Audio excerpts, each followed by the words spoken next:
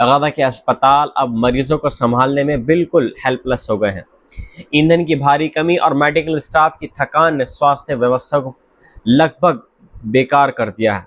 इसी बीच अमेरिकी राष्ट्रपति डोनाल्ड ट्रंप ने अपने सोशल मीडिया प्लेटफॉर्म पर बयान जारी करते हुए कहा है कि अब देरी बर्दाश्त नहीं की जाएगी। उन्होंने हमास से कहा है कि अगर बंधकों की रिहाई और समझौते की प्रक्रिया पूरी नहीं की तो सब कुछ दांव पर लग जाएगा। ट्रंप ने दावा किया कि इजराइल एक शुरुआती वापसी रेखा पर तैयार हो गया है और जैसे ही हमास इसकी पुष्टि करेगा तुरंत फायरबंदी लागू हो जाएगी। इसके साथ ही बंधकों की रिहाई और कैदियों के अदला बदली की प्रक्रिया शुरू हो चुकी है।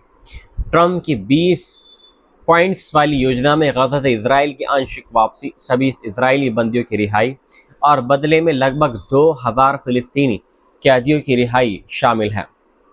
व्हाइट हाउस के मुताबिक ट्रंप अपने विशेष दूत जॉर्ड कुशनर और स्टीव विटकॉफ को मिस्र भेज रहे हैं ताकि वहां इजराइल और हमास के प्रतिनिधियों के साथ बातचीत की जा सके।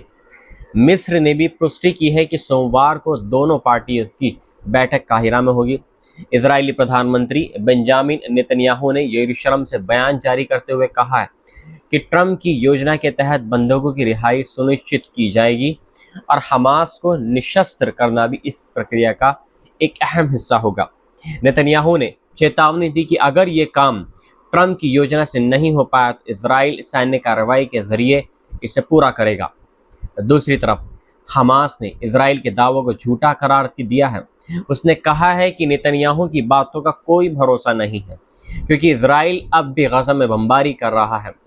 हमास ने अरब और इस्लामिक देशों से अपील की है कि वे तुरंत कदम उठाएं और फिलिस्तीनी जो लोग हैं उनकी मदद करें।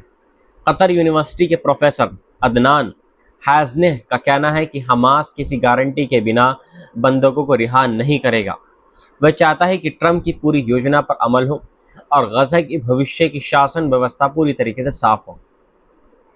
उन्होंने साफ कहा है कि ट्रंप की योजना हमास के लिए लगभग आत्मसमर्पण जैसी